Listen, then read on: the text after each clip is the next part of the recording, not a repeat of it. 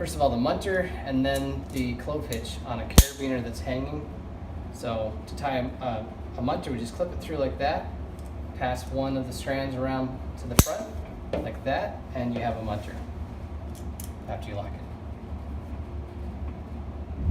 it. Okay, so now we're going to show you a munter again here.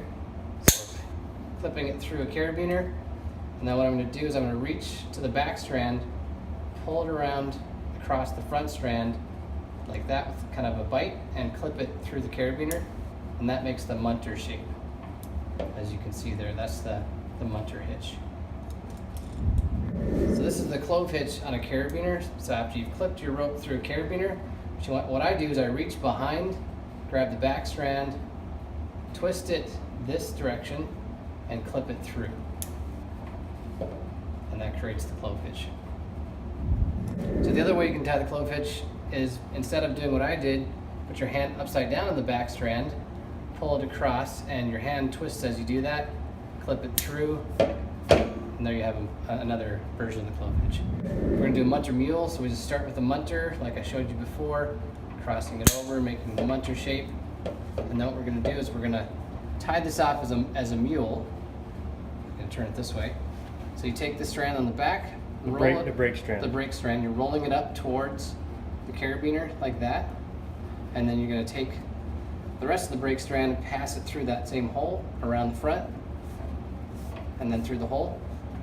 And then to finish it, you just go and you tie an overhand going all the way around the back, and back through the loop that I created there, and that type to create the munter mule. Munter mule again, we're gonna go ahead and just make a munter like we did before. And this time, I turn it this way so I can see it better. Can you see that? Yep. I'm gonna twist up towards the carabiner with this brake strand, creating a loop that's then parallel to this other. So we have two strands that are parallel here, and we're taking that brake strand from behind around the front, passing it back through that bite, and then we're going to pull some slack through, and we're going to finish this with an overhand. The way I do that is, and then remembering this is the brake strand, this is the main strand, going around this main strand again with this bite around behind it and passing it through that loop, pulling in that tight to create the mule. So that's the munter mule hitch. Okay, so we're going to tie a prusik knot. So that's used to grab a hold of the rope, to ascend, or to hold it when you need to tie it off or something. And so how I tie a prusik is I hold the knot that ties this loop together. I pass the knot around 3 times through itself. It's like this. 1, 2, 3, and then I pull the knot, and just before it gets really tight, I do a little half turn. What that does is that gets this knot so it's not right where the carabiner is going to be touching. Okay, so I do that, and then I come back here, and then I dress up the prusik. And then as soon as I finish dressing it, you'll see you have 6 donuts and a banana. So you have 1, 2, 3, 4, 5, 6 donuts, but you have your banana going all the way from this outside all the way to this side going across. So that's how you know it's correct. Nice. Okay, so now we're going to tie an auto block, and this is used as your backup to when you're rappelling down the rope.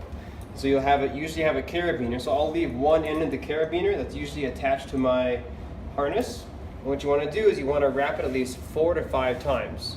Okay, so you start down and you wrap it up the rope. 1, 2, 3, 4, 5. And then all you got to do is clip the carabiner back to that top loop again. And now that's going to act as you're connected to your harness as your backup. And all you have to do is just push this down until you keep on moving it, and then it'll lock off again.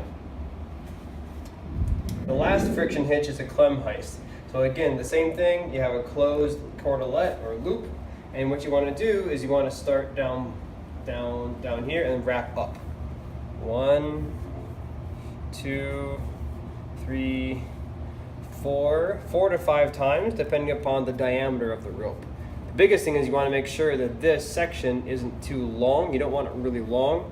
And then pass this bottom back through the top,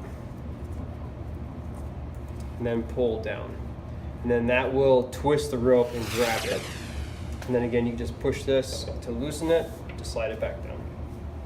Climb heist. Hey! Alright, so this is gonna be a girth hitch. This is a very simple knot.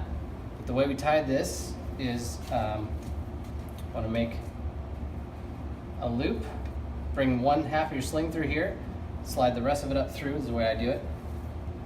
And then one thing that's really important with this is to make sure that this bar tack is out of the way. I think this is a pretty good spot. Then just pull that tight, and that is a girth hitch. Well, that concludes our journey through basic rock climbing knots. Now, the only thing that remains is to watch this video 20 more times. And to tie these knots over and over and over and over until they become an extension of your body. Until someone calls you Muncherhead, or Bowl in Hand, or Rope Nerd.